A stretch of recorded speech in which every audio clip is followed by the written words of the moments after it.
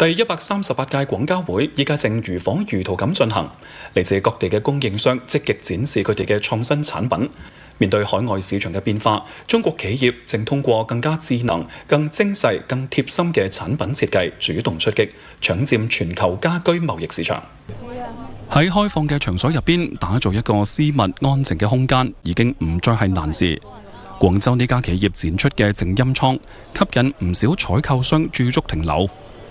而呢啲小房子雖然麻雀雖小，五臟俱全，睇似簡單嘅小空間入邊，配備有電源供應、梳化同埋新風系統。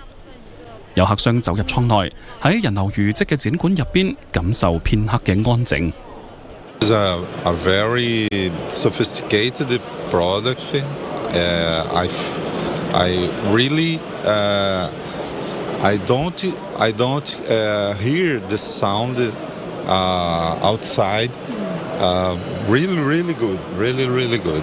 咁依家最好賣嘅咧就係呢度嘅靜音倉，我哋主要用喺一啲辦公啊、機場啊或者一啲共享嘅位置。